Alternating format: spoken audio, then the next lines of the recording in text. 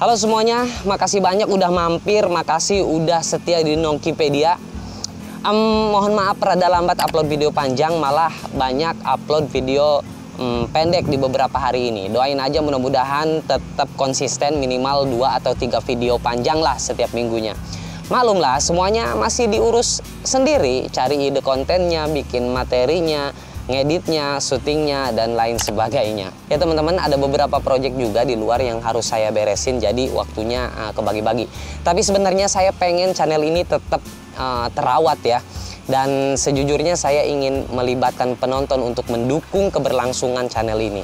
Misalkan kalian ngirim email ke Nongkipedia untuk memberikan saran, termasuk email berupa materi, konten, atau kalian mau berkontribusi menyampaikan gagasan, ide, atau apapun di channel ini. Itu bisa aja selama masih satu topik atau tidak keluar dari tema yang diangkat oleh Nongkipedia. Saya udah nyimpen email di kolom deskripsi. Bagi kalian yang berminat berkontribusi silahkan dicek aja. Teman-teman, kali ini saya pengen ngebahas sebuah topik sesuai judul ya, yaitu Piala Dunia dijadikan ajang propaganda. Sebenarnya saya ingin ada dukungan dari kalian semua untuk channel ini. Jujur aja saya cuma bisa cari ide konten yang menurut saya menarik, tapi tentunya belum tentu menarik bagi penonton. Atau mungkin sebagian besar penonton menilai topik yang saya bahas sangat buruk. Nah, ini penting bagi saya mendengarkan kalian, makanya kirim kami email sekarang juga dan saran kalian sangat kami tunggu. Tapi seburuk apapun topik yang saya angkat, itu adalah bagian dari langkah atau step aja sebenarnya. Karena untuk merawat channel ini supaya tetap hidup, saya harus terus-menerus upload video, dan emang itu yang dimau sama algoritma YouTube kan, supaya channel tetap dianggap hidup gitu. Tapi makin kesini saya pikir penting juga menyuguhkan konten yang sesuai dengan minat penonton. Makanya saya pengen ada kontribusi dari Anda semua. Sayangnya karena saya sebenarnya miskin ide men. Saya itu kalau melakukan sesuatu ya dikerjain aja dulu gitu. Adapun improvisasinya atau pengembangannya ya nanti gitu sambil jalan aja gitu loh. Justru saya menyayangkan kalau di antara kita nih punya ide atau gagasan tapi masih mikir gimana nih caranya menyalurkan ide tersebut, gimana cara berbaginya gitu supaya ide ini bisa dibagikan ke banyak orang. Menurut saya YouTube menjadi salah satu media buat pertanyaan-pertanyaan seperti itu. Apakah kita harus expert ngomong di YouTube gitu? Ya enggak juga. Kalau kalian punya niatan mengedukasi misalkan melalui YouTube, kalian nggak perlu jadi profesor dulu gitu. Sampaikan aja yang menurut kalian benar gitu loh. Namun tentunya kalian punya dasar, punya referensi, punya rujukan atau argumen dari argumen atau konten yang kalian bikin. Karena apa yang kita omongin itu perlu kita pertanggungjawabkan men. Oke, jangan kemana-mana, mari kita ke pembahasan. Tapi sebelumnya mari kita putar dulu intronya.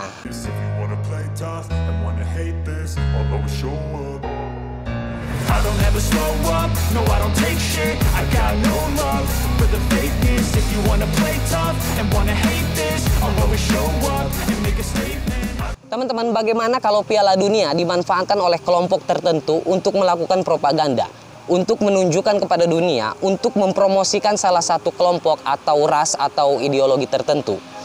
Yap, saya tidak akan membahas segmen olahraga, saya tidak membahas persepak bolaannya, karena saya bukan pecinta olahraga tulen. Jadi kalau saya ngebahas sepak bolanya gitu, nantinya banyak yang salah ngomongnya. Tapi video kali ini membahas sisi lain dari salah satu pesta ajang olahraga paling bergengsi di dunia. Ya, Piala Dunia.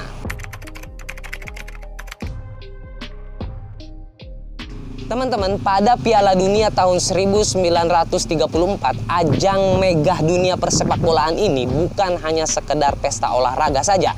Bukan sekedar perebutan piala Jules Rimet aja, dan bukan sekedar ajang mengejar prestasi bagi negara-negara peserta Piala Dunia. Akan tetapi lebih dari itu, aktivitas dalam Piala Dunia tahun 1934 telah dimanfaatkan untuk dijadikan media propaganda.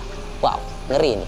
Kalian juga pasti tahu nih, seorang diktator Italia yaitu Benito Mussolini menjadikan Piala Dunia 1934 sebagai ajang propaganda untuk mempromosikan fasisme ke seluruh pelosok bumi. Tapi saya tidak akan membahas apa itu fasis karena teman-teman juga bisa dengan mudah mengakses itu. Nah, Benito Mussolini memanfaatkan pesta sepak bola untuk menunjukkan kepada dunia kalau fasisme adalah ideologi yang super, yang kuat, yang tidak terkalahkan. Tapi sebenarnya Mussolini telah menghalalkan segala cara agar diakui dunia bahwa fasisme adalah yang terbaik. Mussolini menunjukkan dengan ideologi bangsanya itu, pada masa itu dia berambisi untuk menunjukkan bahwa Italia dengan paham fasisnya memiliki kekuatan dan sebagai bangsa yang unggul dan tak terkalahkan. Di balik ambisiusnya Mussolini, dia mendatangkan pemain-pemain sepak bola yang bagus dari berbagai negara. Beberapa pemain hebat diimpor dari negara-negara yang punya tradisi sepak bola yang bagus tentunya, kayak Brazil, Argentina, dan Uruguay. Tujuannya apa? Membangun tim Italia menjadi sangat kuat. Untuk menunjukkan bahwa tim Italia adalah tim yang super, upaya Mussolini tidak sampai di sana. Dia mengancam membunuh seluruh skuadnya bila gagal menjadi juara.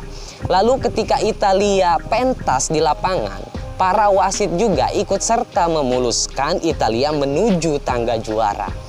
Dan seperti apa endingnya? Di akhir perhelatan, usaha Mussolini tidak sia-sia, men. Italia mencatatkan diri sebagai juara dunia untuk pertama kalinya.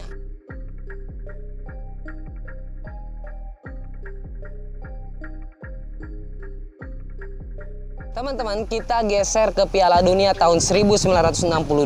Oke, jadi 2 tahun sebelum dilaksanakan Piala Dunia tahun 1962, telah terjadi gempa bumi dahsyat di Chili, yaitu pada tahun 1960. Gempa bumi ini menelan korban hingga 5.000 jiwa. Chili porak-poranda akibat bencana alam ini. Semangat rakyat Chili drop. Keseharian mereka, sebagian besar masyarakat Chili hidup dalam rasa duka. Nah, di samping itu, Presiden Asosiasi Sepak Bola Chili yang bernama Carlos Ghosn melakukan lobby-lobby ke FIFA supaya mereka menang dalam ajang perebutan tuan rumah Piala Dunia. Lobby-lobby yang dilakukan Pak Carlos tidak sia-sia. Singkat cerita, FIFA menetapkan Chili sebagai tuan rumah Piala Dunia dengan menggeser kandidat lainnya yaitu Jerman dan Argentina. Ternyata, men, walaupun kesebelasan Chili hanya finish di urutan ketiga, pesta Piala Dunia membuat rakyat Chili melupakan duka mereka. Mereka merayakan kemenangannya, bersorak gembira, tersenyum, bahagia. Medali perunggu yang diraih Chili mampu membakar kembali semangat kebangsaannya. Mereka bersemangat kembali membangun negeri.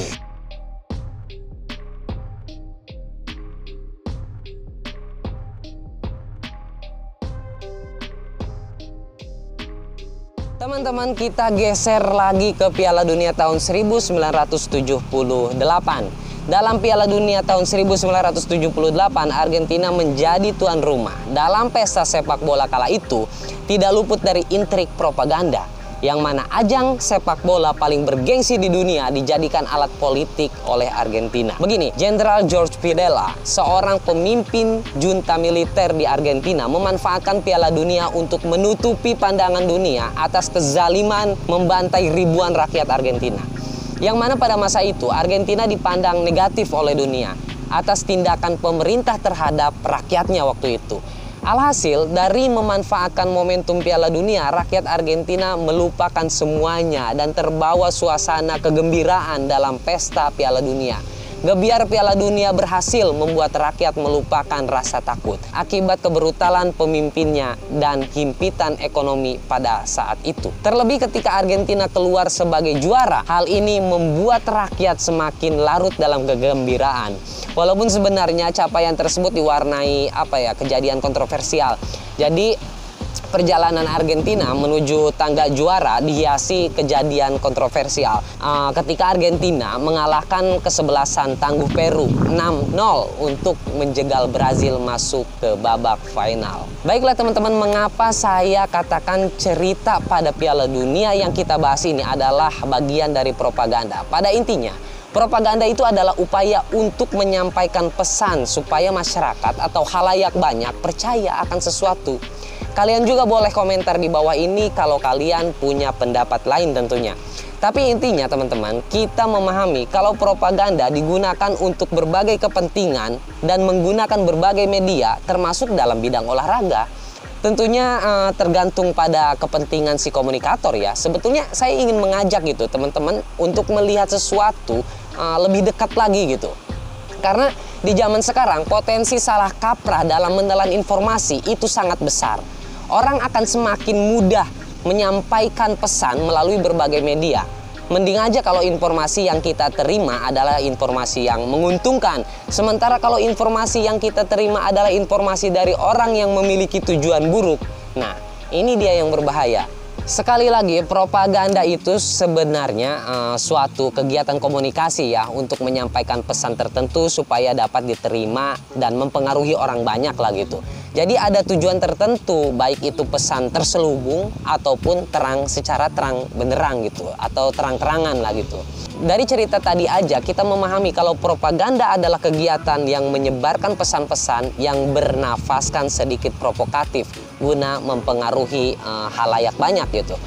Sebenarnya esensi dari propaganda ini ya sangat baik. Propaganda itu bagus, dia adalah teknik menyampaikan pesan gitu. Cuma mungkin karena banyak orang yang menggunakan teknik ini untuk kepentingan buruk, jadi maknanya gitu dari propaganda menjadi bias gitu. Inilah yang menjadikan kata propaganda menjadi peyoratif ya, alias ada pemburukan makna gitu. Nah, di sekitar kita juga penuh propaganda kok. Dan itu oke-oke aja di bidang politik, di bidang agama, di bidang ekonomi. Propaganda digunakan dan kita menemukannya setiap hari. Contoh nih, di bidang ekonomi misalkan. Yang mana propaganda dimanfaatkan untuk pemasaran produk. Kalian pasti tahu nih dan melekat di kepala kalian kalimat orang pinter minum bla bla bla bla. Nah, minum apa? Tahu kan? Ada kan iklan seperti itu? Ini kan bukan fakta, tapi suatu pesan yang ingin disampaikan dengan tujuan tertentu. Apakah orang yang nggak pintar salah kalau nggak minum itu pada saat dia masuk angin? Enggak kan? Enggak salah kan? Nah, tapi ada nih dalam sejarah promosi atau sebuah propaganda bisa berdampak buruk jika digunakan dengan salah. Nih, dalam sebuah majalah yang terbit di tahun 1916 terdapat iklan yang memunculkan seorang anak kulit hitam sedang meminum tinta. Pada iklan itu tertulis di tagline-nya tuh dengan kata Niger Milk yang artinya susu Nigeria. Nah, proses pemasaran yang bersifat rasis tujuannya menunjukkan supremasi orang-orang kulit putih seolah-olah kulit putih adalah masyarakat mayoritas yang lebih unggul. Selain itu, ada yang lebih mengerikan. Ada film berjudul Birds of Nation di tahun 1915. Film ini luar biasa karena mampu memicu pertentangan antar kelas dan menimbulkan tindakan kejahatan yang luar biasa. Kalau nonton film ini, menunjukkan betapa rasialisme mempersempit pola pikir orang. KKK atau Triple K didirikan pada tahun 1866 oleh kelompok kulit putih. Mereka melakukan aksi bawah tanah guna mengintimidasi dan melakukan aksi kekerasan terhadap kaum kulit hitam. 5 tahun setelah film Birds of a Nation dirilis pada tahun 1920-an, pengikut KKK mencapai 4 juta orang di seluruh Amerika Serikat. Seseorang merekam sepenggal kisah KKK sebagai bagian dari sejarah budaya Amerika Serikat yang kelak berkembang menjadi negara adidaya. Namun kontroversi kemunculan ras KKK mendorong para penonton film di Amerika Selatan mengenakan topeng putih dan bergabung dengan kelompok Triple K, dan film ini menjadi film pertama di dunia yang mampu merekrut anggota dari tema yang diangkatnya. Walaupun terjadi banyak hal mengerikan akibat film ini. Jangan lupa subscribe. Thank you. I see you.